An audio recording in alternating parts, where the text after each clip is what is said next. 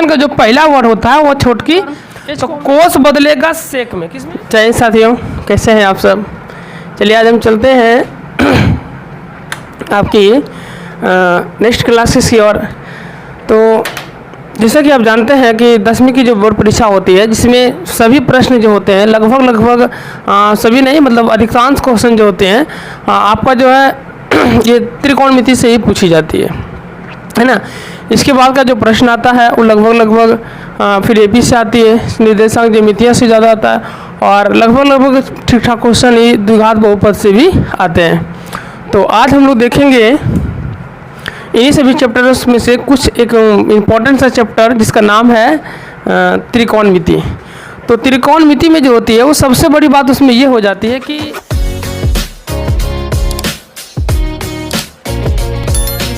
किसी भी ट्रायंगल को तैयार करना, यानी कि त्रिकोणमिति का ही मतलब होता है एंगल, है ना। एंगल से ही सारे काम इसमें क्लियरली होते हैं। तो जैसा कि आप जानते हैं कि त्रिभुज कई प्रकार के होते हैं, समकोण होते हैं, समबाहु होते हैं, विषमबाहु होते हैं, समद्विबाहु होते हैं, और ये भुजा के आधार पर, कोण के आधार पर भी त्रिभुज जो है कई प्रकार के होते हैं, समकोण त्रिभुज, फिर विषमकोण त्रिभुज हो जाते हैं। इस प्रकार से बहुत सारे ऐसे अलग अलग तरह का त्रिभुज होते हैं। तो हम जानते हैं आज कुछ थोड़ा सा उसमें से सबसे इम्पोर्टेंट भाग जो होती है, जैसे बेसिक तौर पर जो सारे क्वेश्चंस आते हैं वो किस प्रकार के आते हैं, पहले हम बेसिक आए देख लेते हैं। जैसे मान लीजिए कि ये कोई त्रिभुज है, ठीक है। जैसा कि ये आपके सामने क्या है, एक त्रिभुज है, ठीक है। चलिए ये जो आपके सामने त्रिभुज है आप देख रहे हैं, तो जैसे नाम इसका हम दे देते हैं कि ये ए है और ये बी, ये सी है, ठीक है। तो इसमें ये वाला कोण जो होगी समकोण होगी। आप सोच रहे होंगे समकोण की क्या शर्त है, मतलब हम क्यों कह दिए कि कौन समकोण है। तो समकोण का एक सबसे बड़ी शर्त होता है कि जहाँ मतलब जिस कोण को आप समकोण कहते हैं उस कोण की जो माप होनी चाहिए, है ना, यानी उस कोण की जो माप होनी चाहिए वो 90 डिग्री का होना चाहिए। यदि किसी कोण का माप 90 डिग्री का हो तो वो कोण क्या हो जाता है, समकोण हो जाता है ना। आप ये कहेंगे कि आखिर वो समकोण ही क्यों, तो समझ जाइए ये कहा गया है कि जिस कोण का माप 90 डिग्री के इक्वल टू होगा, यानी बराबर होगा, उस कोण को हम लोग कहेंगे समकोण। चलिए तो आप हम बता दिए कि जिस प्रकार से आप कहेंगे कि ये यानी कि जिस कोण का माप जो है 90 डिग्री के बराबर हो जाए उस कोण को हम लोग कह देंगे समकोण है ना। और ये अब हम लोग जानेंगे कि समकोण तो ये चलो हो गया। तो त्रिभुज की अन्य भी चीज़ें होती है, जैसे एक लंब होता है, एक आधार होता है, और एक होता है ऊंचाई। ऊंचाई को ही हम लोग बोल देते हैं यहाँ पर कर्ण, ठीक है। तो त्रिभुज में 3 चीज़ें लगभग होती है ना, जो कि काफ़ी ज़्यादा, इसीलिए कहते हैं कि त्रिभुज जो होती है 3 भुजाओं से घिरी होती है। एक लंब होता है, एक आधार होता है, एक ऊंचाई होता है। तो यहाँ पर सबसे बड़ी बात आ जाती है कि समकोण त्रिभुज में आप किससे मानेंगे, ऊंचाई है, किसे कहेंगे आधार है, किसे कहेंगे कर्ण है। इसमें थोड़ा सा कन्फ्यूजन हो जाता है। तो इसी कन्फ्यूजन में हम लोग देखेंगे कि देखिए जिस पर त्रिभुज, यानी आप जानते हैं कि जिस पर कोई भी नींव टिकी हुई रहती है, जैसे आप इमारत ही बनाते हैं, यानी घर ही बनाते हैं, तो समझ जाइए कि जिस पर आपकी घर टिकी हुई हो, यानी सबसे नीचे का हिस्सा है ना, उसको हम लोग कहते हैं बेस, यानी कि बोलते हैं आधार। क्योंकि आधार उसको इसलिए बोली जाती है क्योंकि जितने आप इसको ऊपर तक ले जाएंगे, है ना, इसकी जितने भी वजन से बनेगी सब इसी पर टिकी रहेगी, इसलिए ये हमारा बेस कहलाता है। और बेस का मतलब ही क्या होती है, आधार, यानी कि नीचे वालों को हम लोग क्या कहेंगे, आधार कहेंगे, है ना। और आप जानते हैं कि कोई भवन जितनी ऊंचाई तक जाती है, यानी किसी भी काम को आप जितना ऊंचा तक लेकर जाएंगे उसे हम लोग क्या कह देंगे, इसको हम लोग ऐसे देखेंगे अपनी एंगल से तो इसे ऊंचाई कहेंगे। लेकिन अगर हम त्रिभुज के एंगल से देखें तो ये लंब है, यानी कितना लंबाई है, मतलब इस त्रिभुज का लंबाई कितनी है, तो इसे हम लोग लंब कह देंगे। तो ये वाला जो भुजा है ये लंब कहला जाएगी, ठीक है। चलिए इसके बाद, और त्रिभुज में 3 ही भुजाएं होती है, जैसा कि अभी आपको बता दिए थे कि एक लंब होगा, एक आधार होगा, एक ऊंचाई या कर्ण होगा। तो एक आधार हो ही गया, दूसरा लंब हो गया, तीसरा क्या रहेगी, कर्ण रहेगी, है ना। तो ये वाला भुजा क्या कहला जाएगा, कर्ण कहला जाएगा, ठीक है। चलिए आप यहाँ पर देखते होंगे कि जैसा कि हमने बताया आपको कि ये ट्रिगोनोमेट्री हम लोग पढ़ेंगे, है ना, ट्रिगोनोमेट्री, है ना। तो इसमें सबसे बड़ी बात रखता है कि इसका शॉर्ट फॉर्म, यानी आप हर एक फार्मूला में लंब आधार कर्ण तो नहीं लिख सकते हैं ना, तो इसके लिए एक शॉर्ट फॉर्म का कोई लेटर प्रयोग करेंगे। तो लेटर में जैसे ये आधार है, तो आधार का अंग्रेजी होता है बेस। क्या होती है? बेस। तो इसीलिए इसका शॉर्ट फॉर्म में हम लोग छोटकी जो है यानी कि स्मॉल लेटर बेस का ही एक स्मॉल लेटर बी को लेकर चलते हैं, जिसका मतलब होता है बेस यानी आधार। ठीक है। इसके बाद आता है लम। लम का अंग्रेजी होता है परपेंडिकुलर। परपेंडिकुलर, तो परपेंडिकुलर का पहला लेटर जो होता है पी, इसी को हम लोग लेकर चलते हैं लंब में। ठीक है। उसके बाद कर्ण का होता है हाइपोटेनेशन। हाइपोटेनेशन, तो हाइपोटेनेशन का जो पहला वर्ड होता है वो छोटकी एच को हम लोग लेकर चलते हैं, यानी कि किसी भी अक्षर का पहले लेटर को हम लोग लेकर चलेंगे, वो भी किसमें? छोटे वाले फॉर्म में। ठीक है। ये मानने की सिर्फ बातें हैं कि जिसे आप समझ पाए उस तरह से मान लीजिए, इसमें कोई तरह का मतलब रिक्सेबल नहीं है कि आपको यही रखना है। आप लम आधार कर्ण के जगह पर पी बी एच की जगह पर आप कुछ भी रख सकते हैं जो आपको समझ में आती हो, है ना। जिसे अब देखिए कोई भी चीज़ को पढ़ने का मतलब हुआ कि आपको तो समझ में आता ही है, लेकिन जिसके लिए आप काम कर रहे हैं, जिसके लिए आप बना रहे हैं, उसे समझ में आना चाहिए। मतलब मान लीजिए कि हम किसी प्रश्न को हल कर रहे हैं, तो अगर हम इस प्रश्न को अपने तरीके से हल करेंगे कि हम जानते हैं इस तरह से हल होगी, तो आप सिर्फ अपने तरीके से जानेंगे, क्योंकि एग्जाम्स में कॉपी आप चेक नहीं करेंगे ना। आप अगर चेक करेंगे तो आपके लिए ठीक रहेगा, ये एग्जाम का जो कॉपी है वो कोई दूसरा पर्सन ही चेक करेंगे आपका, तो वहाँ पर आपको दिक्कत हो जाएगी। इसलिए आप किसी भी प्रश्न का हल ये समझकर ना करें कि हम समझ पा रहे हैं, ये समझकर करना है कि जो इस कॉपी को चेक करेंगे, जो जांचेंगे क्या वो समझ पा रहे हैं या नहीं समझ पा रहे। बेसिक ध्यान आपको यहाँ रखना है। तो ये था समकोण का कुछ परिचय। ठीक है। अब हम चलते हैं त्रिकोणमिति में। जैसा कि हमने कहा कि यहाँ पर कर्ण, यहाँ पर ये लम होगा, ये कर्ण, ये आधार होगा। तो ये हमेशा ऐसा नहीं रहता है, ये आपको सिर्फ समकोण त्रिभुज में ऐसा बता दिया गया है कि इस प्रकार से होगी, लेकिन ये हमेशा पूरा परमानेंटली नहीं हो गया। क्योंकि जैसा कि आप जानते हैं कि त्रिभुज में जहाँ से एंगल देखा जाएगा, जैसे मान लीजिए कि कहीं आपको लिख देगा साइन थीटा, है ना, यानी साइन थीटा नहीं, साइन नाम दे दे ABC, कुछ भी दे देगा साइन ए, और एक जगह दे देगा आपको साइन B, फिर दे देगा आपको साइन C। तो कंडीशन देखिए क्या आती है, ये आपको लग रहा होगा, पहले देखिए समझिए इसके मतलब। साइन ए का क्या मतलब होता है? यहाँ पर लोग समझ लेते हैं साइन ए है अल्फाबेटिकल नंबर है, ऐसी बात नहीं है। जहाँ पर साइन ए बी सी दिया हुआ रहता है, इसका कुछ ना कुछ मतलब होता है। जैसे कि साइन ए यहाँ दिया हुआ है, तो इसका मतलब है कि आपको जो देखना है, सॉरी यहाँ पर बी लिखना था, ए लिखना था, बी लिखा गया था। ठीक है।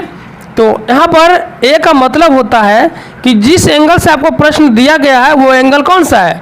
ओ है, यानी कि ए है। जब ए से आप चीज़ों को देखेंगे तो इसका रूल होता है कि सामने वाला जो भुजा है इसके लिए लंब कहलाता है। तो आप यहाँ देख रहे हैं साइन ए के लिए लंब कौन हो जाएगा? C B. कौन हो जाएगी? सी बी हो जाएगा। साइन ए के लिए लंब कौन हो जाएगा? C B. साइन ए के लिए लंब हो जाएगी सी बी। अब यहाँ बी की बात करें तो बी के लिए लंब कौन हो जाएगा? ए सी। यानी कि जिस एंगल की बात करेंगे यहाँ फॉर्मेलिटी आपका, उसके जस्ट सामने वाला भुजा क्या कहलाती है? लंब कहलाती है। यानी ए के लिए बी सी लंब है और बी के लिए ए सी लंब है ना। और अगर मान लीजिए इसी नाम को हम लोग चेंज कर देते हैं, यहाँ ए बी सी इस तरह लिख देते हैं, तो वहाँ पर भी अलग फॉर्म में हो जाएगी। ठीक है। तो जैसा कि अभी हमने समझाया आपको कि जिस एंगल से प्रश्न दिया हुआ रहे, उसी एंगल से आपको आगे का प्रश्न को क्या करना है? हल करना है। इसके लिए कोई परमानेंटली नहीं होती है कि त्रिभुज का आधार वो है, कर्ण वो है, लंब वो है, ऐसी बातें नहीं होती है। ठीक है। चलिए ये चीज़ों को आपने समझ चुका है ना। अब देखिए इसमें जो मेन चीज़ आती है, एक फॉर्मूला आता है। समकोण त्रिभुज का एक रूल होता है कि कर्ण का जो स्क्वायर होता है, कर्ण का स्क्वायर जो होता है अन्य दोनों भुजाओं के वर्गों का योग के क्या होती है? बराबर। कर्ण की जो त्रिभुज, समकोण त्रिभुज की जो कर्ण होती है उसका वर्ग त्रिभुज के अन्य दोनों भुजाओं के वर्गों के योग के बराबर होती है। यानी कि लंब का स्क्वायर हो जाएगा और प्लस आधार का स्क्वायर, है ना, इस तरह से। ठीक है। तो इसी को हम लोग एक नाम से और से भी ना जानते हैं, इसी का नाम है पाइथागोरस प्रमेय। इसी का नाम पाइथागोरस प्रमेय भी है। ठीक है। और इस प्रकार से कई सारे क्वेश्चन आपके एग्जाम्स में पूछे जाते हैं पाइथागोरस प्रमेय वाला रूल से। ठीक है। तो अभी तक आपने त्रिभुज का परिचय, इसका नामकरण, और ये जो होती है त्रिभुज के, समकोण त्रिभुज का जो कर्ण होता है उसका वर्ग त्रिभुज के अन्य दोनों भुजाओं के वर्गों के योग के बराबर होता है। ठीक है। यहाँ तक क्लियर हो गया। चलिए इसी से आप चाहें तो एक दो फॉर्मूला और निकाल सकते हैं, जैसे कर्ण स्क्वायर बराबर लंब स्क्वायर प्लस आधार स्क्वायर। तो यहाँ से लंब स्क्वायर यदि निकालें आप तो यहाँ से ये आधार स्क्वायर ये साइड हो जाएगा, तो लंब स्क्वायर बराबर कर्ण स्क्वायर माइनस आधार स्क्वायर हो जाएगा। अगर हम आधार को देखें तो यहाँ से कर्ण स्क्वायर माइनस लंब स्क्वायर बराबर आधार स्क्वायर हो जाएगा। तो यहाँ से आप अपने मन से फॉर्मूला क्रिएशन कर सकते हैं, इसमें कोई दिक्कत नहीं है। ठीक है, चलिए यहीं तक मेन बातें रहती है इसमें, है ना। आप देखिए इसी से रिलेटेड कुछ फार्मूला भी होता है, त्रिकोणमिति में कुछ फार्मूला भी होता है। जैसे त्रिकोणमिति का कुल कितनी फॉर्म है, त्रिकोणमिति का जो अनुपात होता है वो 6 अनुपात में है। एक साइन है, एक कॉस है, फिर टेन है, फिर कॉसेक है, फिर सेक, उसके बाद कॉट है। ये 6 ही फॉर्म है, यानी कि 6 ही अनुपात है त्रिकोणमिति के, इससे ज़्यादा अनुपात नहीं होता है। बस 6 ही चीज़ों को पूरे त्रिकोणमिति में हल करना पड़ता है। इसी से जो है इतना ही 6 फॉर्म से आपका एग्जाम्स में सबसे ज़्यादा क्वेश्चन पूछी जाती है। ठीक है, बस ये 6 चीज़ों से। तो सोच रहे होंगे कि ये 6 चीज़ें इतनी आसान है ना, फिर भी इसी से ज़्यादा क्वेश्चन क्यों पूछी जाती है। तो आसान आपको अभी दिख रहा होगा, ये आसानी है, बस समझने का अंतर है। यदि समझ में आ गया तो आसान है, नहीं समझ में आया तो मुश्किल है। जैसा कि देखिए यदि आपसे प्रश्न पूछा जाए, फार्मूला देखिए यहाँ थीटा लगा देगा, थीटा। आप सोच रहे होंगे कि इस थीटा का मतलब क्या होता है ना। हर एक त्रिकोण में दिए अनुपात में क्या लगा दिया गया है, थीटा। तो थीटा का मतलब होता क्या है, तो थीटा का मतलब कुछ नहीं होता है। थीटा यहाँ पर होता है क्या, थीटा का मतलब होता है ये सिर्फ कोण को इंगित करता है, कोण को अंकित करता है ना। थीटा का सिर्फ एक मूल मात्रक है थीटा, जिसके मदद लेकर हम चीज़ों को हल करते हैं। ठीक है, चलिए तो सभी के लिए एक फार्मूला होती है ना, इसी कैटेगरी पर। इसको अगर लिखें लेटर में तो क्या लिखेगा, h का स्क्वायर बराबर p का स्क्वायर, p का स्क्वायर प्लस b का स्क्वायर, ये लिखेगा ना, इसमें कोई दिक्कत नहीं है। चलिए तो इसमें देखिए फार्मूला क्या हो जाती है, अब गौर से देखिए। साइन थीटा बराबर होता है लंब बटे कर्ण, लंब बटे कर्ण। इसी को अगर शॉर्ट फॉर्म में लिखे तो p बटा h होती है। दूसरा है कॉस बराबर, तो कॉस थीटा बराबर होता है आधार बटा कर्ण। इसी को यदि लेटर में लिखें तो क्या हो जाएगा, b बटा h, क्योंकि आधार को b से, h को कर्ण को h से सूचित करते हैं। ठीक है, तीसरा जो आपका है टेन थीटा बराबर, तो टेन थीटा बराबर होता है लंब बटे आधार, लंब बटे आधार। तो अगर इसको लिखें तो p बटे b, और कोसेक है कोसेक, तो इसका जस्ट उल्टा होता है कोसेक। अब हमेशा देख लीजिए, साइन का उल्टा कोसेक, कोस का उल्टा सेक, और टेन का उल्टा कोट, उलट जाती, बस यही चीज़ सिर्फ क्या हो जाएगी, उलट जाएगी। यानी कि कोसेक की बात करेंगे तो कर्ण बटे क्या हो जाएगा, कर्ण बटे लंब हो जाएगी, है ना। इसी को लिख देंगे h बटा p। अब देखिए कोस थीटा का क्या था, b बटा h, यानी आधार बटा कर्ण। तो कोस बदलेगा सेक में, किसमें, सेक में, उलट जाएगा। तो उल्टे का यही चीज रह जाएगा, कर्ण बटे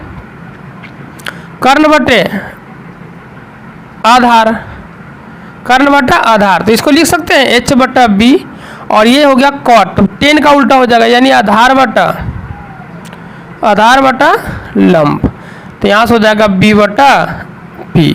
बस यही इतना प्रश्न था, है ना। इस 6 फार्मूले से जो है आप लगभग अच्छी चीज़ों को बना पाएंगे, है ना। बहुत सारी चीज़ें आपसे बन जाएगी, है ना। तो इसके आगे का चर्चा हम लोग नेक्स्ट वीडियो में करेंगे। तब तक के लिए जय हिंद, फिर मिलेंगे, है ना। और हमारी आगे की वीडियो के लिए हमारे चैनल को सब्सक्राइब कीजिए, अपने दोस्तों के पास शेयर कीजिए, जिससे ज़्यादा से ज़्यादा हमारा फैमिली बन सके, और हम लोग आपको इससे आगे की पूरी थ्योरी के साथ आपको पूरी कंट्रोल करने की, मतलब आपके अंदर जो है त्रिकोणमिति कंट्रोल करने की हिम्मतें दे देंगे। ठीक है ना, तब तक के लिए जय हिंद।